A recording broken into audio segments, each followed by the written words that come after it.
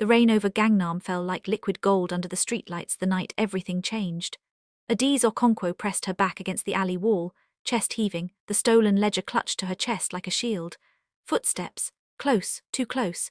She had come to Seoul chasing a scholarship and a dream, never imagining she'd end up running from men who worked for the Kang Corporation, men who wanted the evidence she'd accidentally uncovered buried forever. A hand closed over her mouth from behind. She screamed into the palm, twisting until a voice, low, commanding, edged with something dangerous, murmured against her ear. "Stop fighting me, I'm not one of them." She turned to see him for the first time. Kang Min-ho, heir to an empire, whispered about in boardrooms and back alleys alike, his tailored coat soaked through, his dark eyes unreadable in the neon-streaked dark. He should have been a stranger. Instead, something in her chest cracked open like a door she hadn't known was locked. He pulled her deeper into the shadows as the footsteps passed, his body curved protectively around hers, and in that suffocating closeness, Adiz felt her heartbeat sink to a rhythm she didn't recognize, fear laced with something far more dangerous. Desire. He looked down at her like he'd been waiting his whole life for this collision. "Safe now," he said. "I won't let anything touch you." Neither of them knew yet how deep that promise would run or how much it would cost. Welcome to Afro Soul Stories. Please like, share, and subscribe. Min-ho hadn't planned on saving anyone that night. He'd been tracking the leak in his father's company for weeks, following whispers of a foreign intern who'd stumbled onto something she shouldn't have. He hadn't expected her to be beautiful. He hadn't expected the way her fear would claw at something buried deep in his chest, something he'd spent years burying under boardroom composure and a reputation for ruthlessness. He took her to a quiet cafe 2 blocks away, ordered her tea she didn't touch, and watched her hands shake around the porcelain cup. "Who are you?" she finally asked, voice steadier than she felt. "Someone who just became responsible for your safety," he said simply. "Whether you like it or not," she should have argued. Instead, she found herself studying the sharp line of his jaw, the way his eyes softened almost imperceptibly when they landed on her, as if she were something rare he was afraid of breaking. The next day, flowers arrived at the tiny apartment she shared with 2 other exchange students. No card, no explanation, just an arrangement so lavish her roommates assumed she'd secretly been dating a celebrity. Adiz knew better. She recognized the silent claim being staked. She marched into Kang Corporation's headquarters that afternoon, ready to demand answers, and instead found herself ushered straight to the top floor as if she were expected. Min-ho stood at the window, backlit by the Seoul skyline, and when he turned to face her, something in his gaze made her forget her rehearsed anger entirely. "You can't just have men watching my apartment," she snapped, recovering her nerve. "I can," he said, unbothered. "And I will until whoever wants that ledger is dealt with. This isn't your decision to make. Became my decision the moment I found you in that alley." Tension between them crackled, equal parts fury and pull. She hated how her pulse quickened when he stepped closer, hated more how her body leaned instinctively toward his warmth instead of away from it. A few days later, she agreed, reluctantly, to let his driver take her to and from campus, if only to stop the flowers. It didn't stop the flowers. Word spread quickly through her graduate program that the reclusive Kang heir had taken a sudden interest in the African transfer student, and not everyone was kind about it.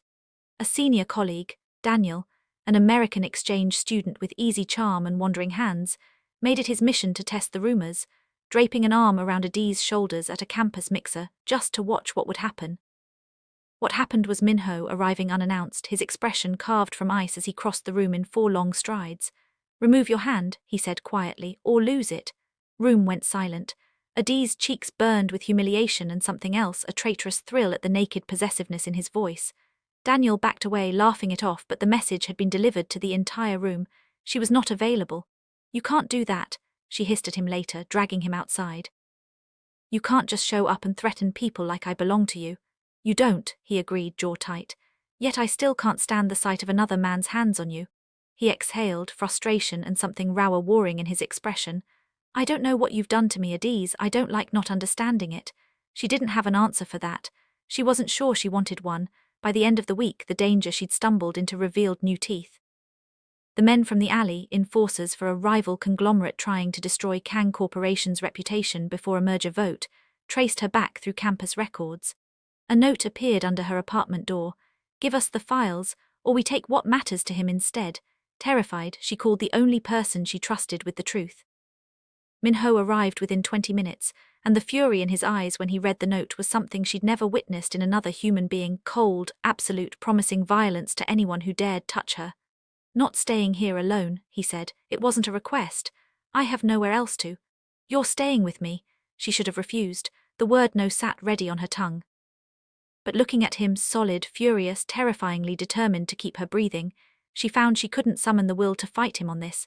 That night in the quiet penthouse overlooking a city that suddenly felt like it belonged to someone else's life, Minho set up the guest room himself, checking the locks twice, leaving a glass of water on the nightstand without being asked. Small, quiet, devastating in its tenderness. "Why are you doing all this?" she whispered from the doorway, watching him. He paused, hand still on the window latch, and when he turned, his eyes held none of the ice from the boardroom, only something achingly soft. "Because the moment I saw you in that alley," he said, "I understood what my father always warned me about, that some things find you whether you're ready or not." He crossed the room slowly, stopping close enough that she had to tilt her head back to hold his gaze. "I wasn't ready. I still let it happen." Her breath caught. The air between them thickened, charged, dangerous in an entirely different way than the threats outside. "Min-ho, go to sleep at ease," he said instead. Stepping back before either of them did something neither could undo. "I'll be right outside." She lay awake long after his footsteps faded, staring at the ceiling, wondering how a man who terrified corporate Seoul could make her feel safer than she'd felt in years, and more unsettled than she'd ever been in her life. The following morning she woke to the smell of unfamiliar cooking and found him in the kitchen, sleeves rolled up, attempting badly to make her something resembling jollof rice from a recipe he'd clearly researched at 2 in the morning. "You didn't have to do this," she said, biting back a smile at the slightly burnt edges. "I wanted to," he said simply, refusing to look up from the pot. "You're far from home, I thought. Something familiar might help." It was such a small thing. It undid her anyway. Over the following days, the walls between them thinned with every shared meal, every late-night conversation on the balcony, every moment he caught her hand to keep her from stumbling and didn't quite let go after. She learned he'd taken over the company at 26 after his father's stroke, that beneath the ruthless reputation was a man exhausted by the weight of never being allowed to want anything for himself, until her. He learned she'd left Lagos with nothing but a scholarship and her mother's blessing, that her fierce independence was armor built from years of being underestimated, that she laughed with her whole body when she forgot to guard herself. A week later, the rival conglomerate escalated. Adi's academic advisor was threatened. Files were planted to frame her for corporate espionage. The walls were closing in from every direction, and Minho's fury calcified into something colder and more dangerous, the version of him that had built an empire. "I'm handling this," he told her, voice flat with restrained violence. "You're not leaving this building until I do. You can't lock me away like some possession, Minho. I can protect you," he cut in, closing the distance between them until she had to look up to meet his eyes. "Call it whatever you want. I don't care about being fair right now. I care about you being alive." Rawness in his voice stole whatever argument she'd prepared. Instead, standing in the golden evening light of his penthouse, surrounded by danger neither of them had asked for, she found herself asking the only question that mattered. "And if I don't want to be protected? If I want to fight beside you?" Something shifted in his expression, surprise, and beneath it, a fierce, helpless pride. "Then God help us both," he murmured, and for the first time he let himself reach up and brush his knuckles along her cheek, "because I don't know how to keep you safe and let you stand beside me at the same time." "Maybe," she whispered, leaning almost imperceptibly into his touch, "you don't have to choose." Air between them went taut as wire. Neither moved, neither breathed. And for one suspended heartbeat, Seoul's most feared and most guarded man looked at a scholarship student from Lagos like she was the only unclaimed territory left in his entire empire, and he intended to claim it. Neither of them moved first. It was the phone that shattered the moment, Minho's security line, harsh and insistent against the charged silence. He answered without looking away from her, jaw tightening as he listened. "They found the second server," he said afterward, voice clipped back into business. "Someone breached the R&D building an hour ago." Adi's stomach dropped. "The files I found, they were connected to R&D. They were connected to a bioengineering patent theft that would have cost this company everything," he said grimly. "Which means whoever sent those men after you isn't finished. Not until the evidence disappears or you do." The next morning, Minho tightened security around her like a fortress, a driver who never left her sight, a bodyguard posted outside every lecture hall, cameras installed discreetly around her old apartment.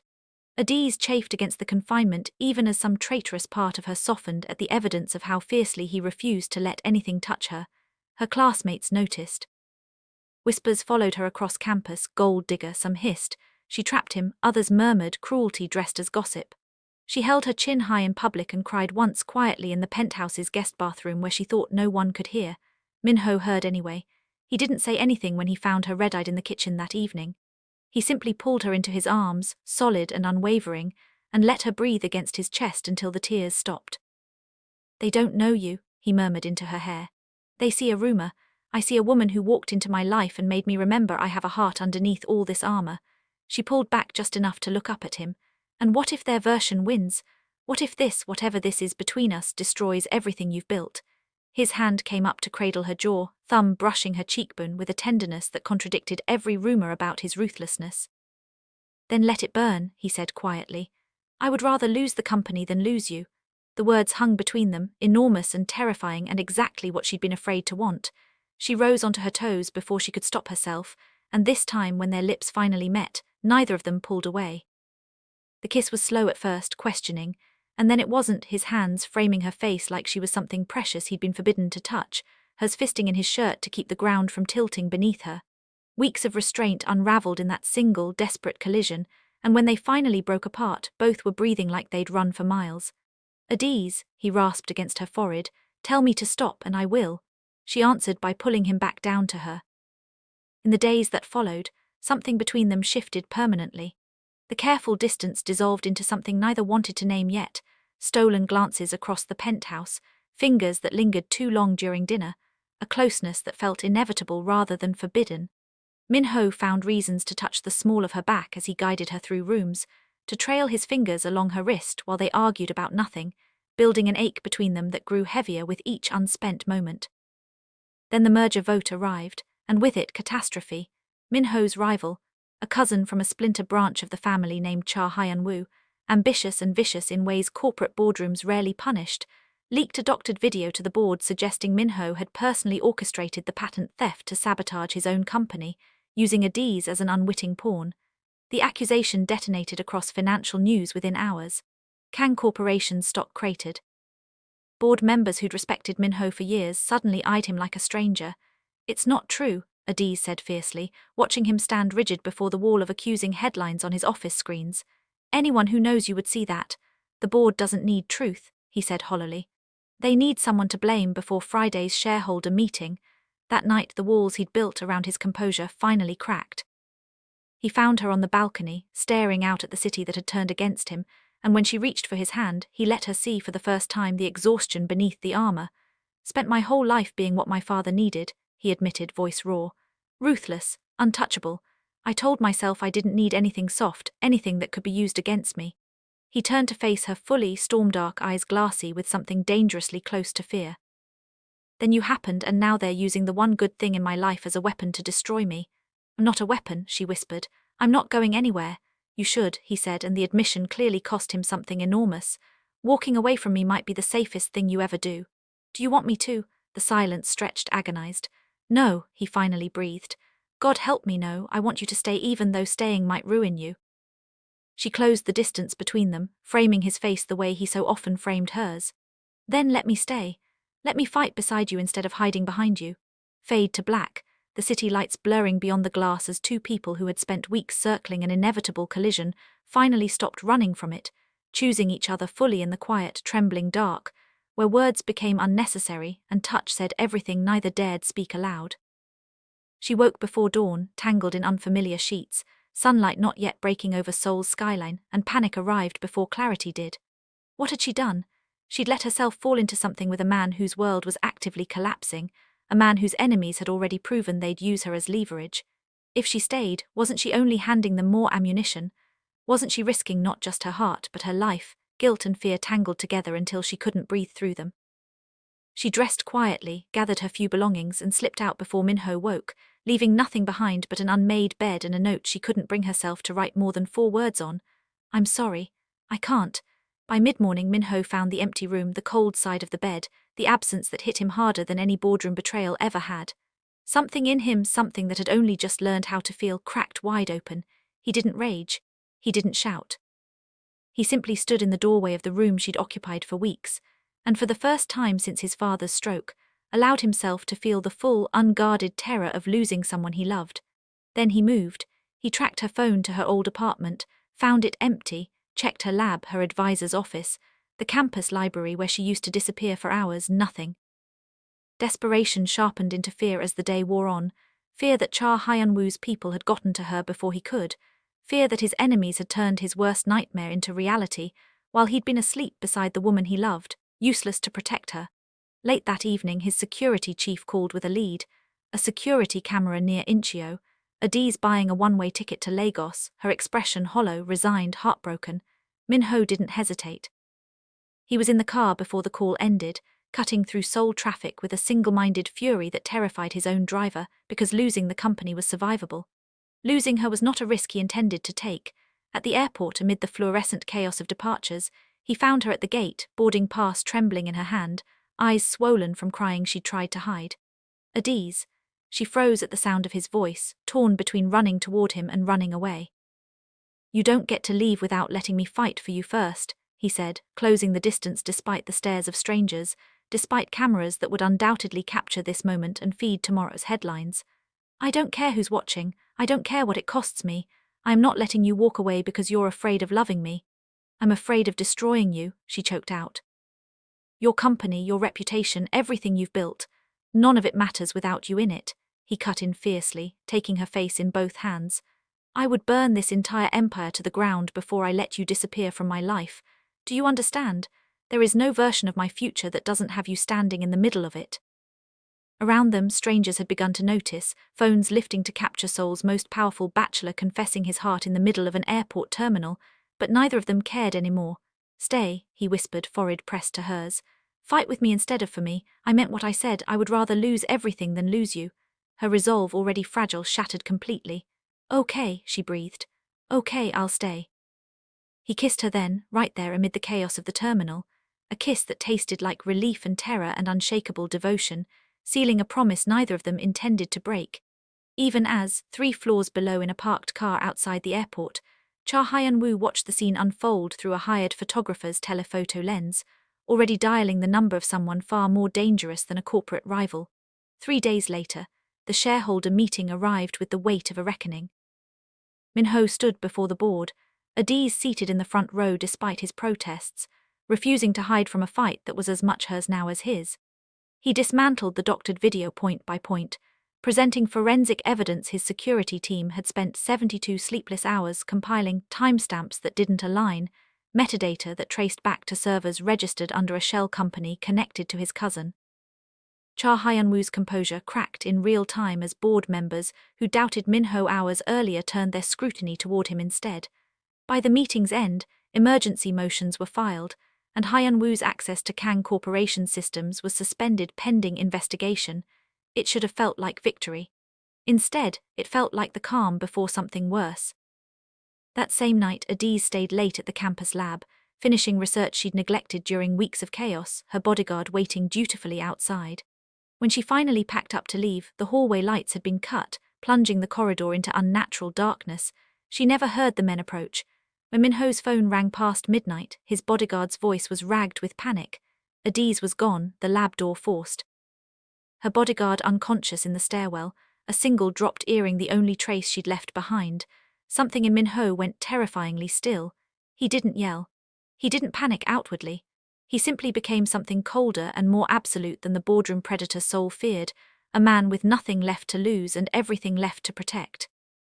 Within the hour, his entire security apparatus mobilized, tracing financial transactions, calling in favors from contacts even his own father didn't know existed, until a single name surfaced.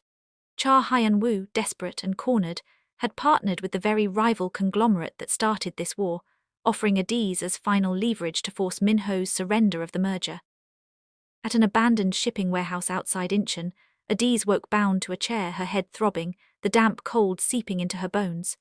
Cha Hyun-woo paced before her, phone in hand, rehearsing the ultimatum he intended to deliver: Min-ho's resignation and full transfer of voting shares, or she wouldn't be found until it was too late to matter.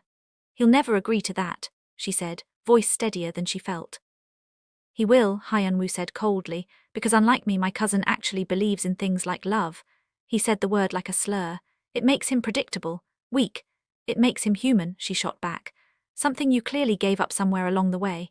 He struck her once, sharp across the cheek, and the pain was almost a relief, proof she was still fighting, still herself, still refusing to be reduced to a bargaining chip. Meanwhile, Minho arrived at the warehouse's perimeter with a small, ruthless team, his own fury banked into something lethal and precise. He'd stopped thinking of himself as CEO hours ago. Tonight, he was simply a man going to retrieve the only thing in his life he could not survive losing. He found Hyun-woo first, mid-call with the rival conglomerate's representative, and the confrontation that followed was brief, brutal, and utterly one-sided. Minho didn't need violence to win, he simply produced evidence of Hyun-woo's financial fraud, evidence that would guarantee prison rather than boardroom censure, and watched his cousin's composure disintegrate entirely. You'll lose everything, Hyun-woo spat, cornered. I already have everything that matters, Minho said quietly, stepping past him toward the room where Adiz was held. You made sure of that the moment you touched her. He found her bruised but unbroken, chin lifted despite the restraints, and something in his chest, something ancient and possessive and utterly devoted, nearly buckled with relief at the sight of her alive. Took you long enough, she managed, voice cracking despite her attempt at bravado. Never again, he swore, cutting her free, gathering her against his chest like she might shatter if he let go. I promise you, Adiz, never again. In the aftermath, Cha Hyun-woo was arrested within the week, the rival conglomerate's leadership scrambling to distance themselves from the scandal before regulators descended. Kang Corporation's stock recovered, then surged, buoyed by public sympathy and admiration for a CEO who had chosen love over surrender, even when his empire hung in the balance. Adiz recovered slowly, physically and otherwise, Minho rarely leaving her side, his devotion no longer hidden behind boardroom composure, but worn openly, unapologetically, for the world to witness. A month later, on a rooftop overlooking the city where they'd first collided, Minho knelt before her beneath a sky full of stars, a ring in his trembling hands, the first time Seoul had ever seen its most feared CEO look genuinely afraid. I built an empire because I thought power was the only thing that could protect me, he said, voice thick with emotion. Then you walked into my life, and I learned the only thing worth protecting was you. Marry me, Adiz. Let me spend the rest of my life proving that love isn't weakness, it's the strongest thing I've ever built. Tears streaming, she said yes before he'd even finished the question, and the kiss that followed was witnessed by a city skyline that had watched their entire impossible love story unfold beneath its lights. 6 months later, they married in a ceremony blending both their worlds, Nigerian drums and Korean traditions woven together in joyous, unprecedented harmony. Families who'd once seemed impossibly distant, now bound by love neither had expected to survive, let alone triumph. A year after that, Adiz pressed Minho's hand against the gentle curve of her stomach, watching the fiercest man in Seoul dissolve into something impossibly soft at the confirmation of the life they'd created together, proof that even the deepest dangers, the sharpest betrayals, and the coldest boardrooms could not extinguish a love strong enough to rebuild an empire around devotion instead of fear. Seoul, once a city of danger and collision, had become the place where they finally, fully, belonged to each other.